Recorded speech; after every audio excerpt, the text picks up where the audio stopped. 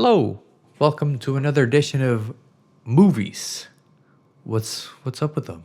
I started the month off with Knocked Up, which was actually pretty enjoyable. Not every joke hits and it's really too long for what it is, but the characters are really likable throughout the whole thing. And it is nice seeing Seth Rogen's character development by the end of the film, as simplistic as it is. Some of the subplots, like the one about the website they're building, are so stupid it just makes you smile. But the whole story just makes you miss these kind of mid-budget, low-stakes movies.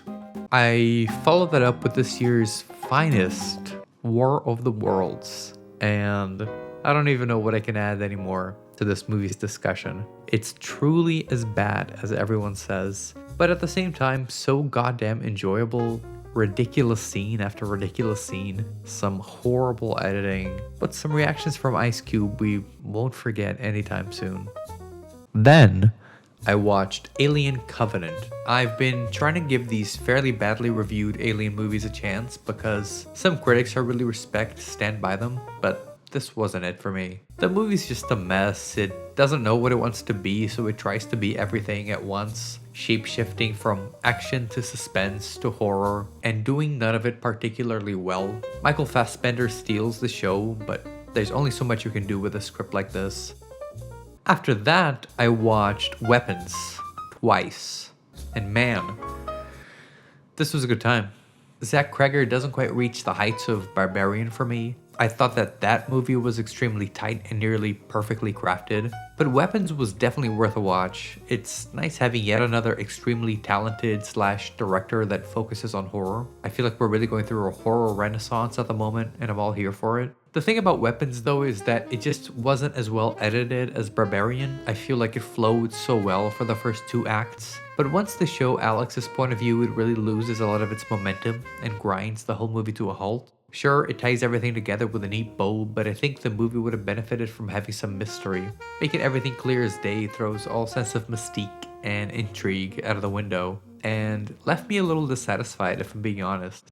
Still, I really liked the different way in which the movie was told, with the different perspectives tying everything together. I guess I gotta watch Malignant since it does the same thing, and every actor killed their role. Julia Gardner and Josh Brolin especially stole the show, but every side character added a lot to the story.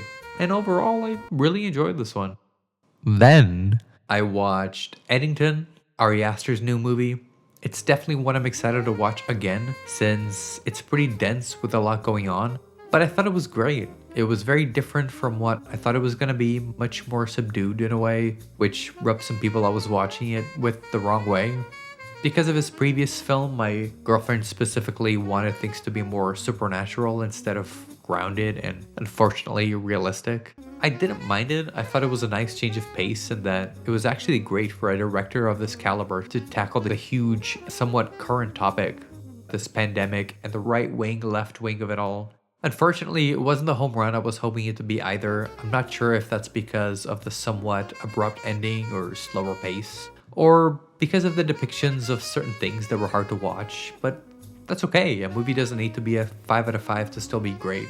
I can only look forward to where Ari Aster's gonna go from here and appreciate that he's pumping out art like this. After that, I got one of the best movies in the fucking world, baby! Seriously though, this is such a banger of a movie. The pacing's relentless, the humor's top-notch, and the editing might be Edgar Wright's best. Not to mention the whole cast kills it. Even the cameos are amazing. I'm looking at you, Chris Evans. And it's just such a great time. Just wall-to-wall goodness. Then I watched The Doom Generation, my second Greg Araki movie. It's funny, these movies always have me a bit stumped as to how to feel about them. In one hand, they've all been incredibly stylistic and unique in tone. The dialogue makes sure of that. But in the other, they feel a bit vapid as well, like there's not much going on. In this one specifically, I felt like the story started really well and got me invested. There was a big twist in the beginning that really brought the characters together. But then nothing happens for a while. There's a bit of a Ito Mama Tambien situation. And I mean, sure, the characters are hot. And it is sexy, I'm not gonna sit here and lie to your face. But they don't have enough personality to hold on to or invest in. I thought it was definitely missing something, but I still really liked it. There's a specific charm with every one of his movies that you don't really find anywhere else, and I'm excited to keep watching his films. It'll take me a bit to get through his whole filmography. Then I watched The Naked Gun, also known as The Naked Gun Sans OJ, or The Naked Gun 2025 by Akiva Schaffer. Schaffer? Also known as One Third of The Lonely Island. Good ass movie, this one. Like, everyone's been saying it's so refreshing to watch a movie at the movie theater that's a comedy and nothing but a comedy. This type of film specifically feels like such a relic. There's only a handful of comedies, even from back in the day, that are just joke after joke after joke, like Airplane, The OG Naked Gun, The Pink Panther. So it makes it even more special seeing something like this today. And the fact that it's actually good almost brings tears to my eyes. Then I watched Jawbreaker. After looking up Rose McGowan's filmography and realizing it was something that had caught my eye now and again for a while. The poster is so colorful and captivating and really captures the general vibe of the movie. 10 out of 10 would hang on my wall. Now, the movie itself was fun, quirky, campy, colorful, very silly with a hilarious premise. But unfortunately, it's kind of a worse version of Mean Girls in a way. The script was missing a little oomph.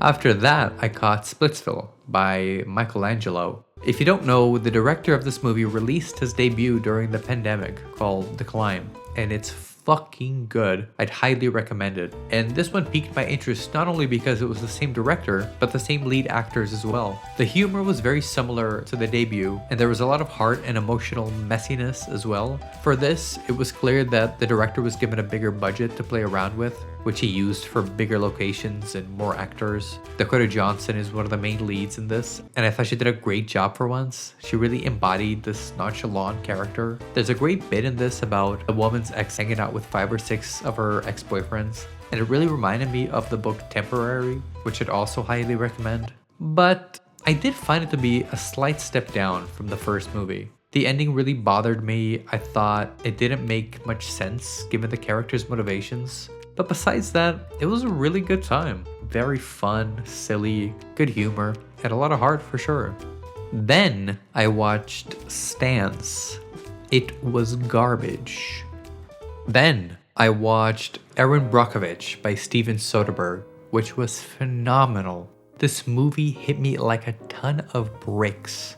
I don't know what happened. And it really stands out in Soderbergh's filmography as being different from everything else he's done.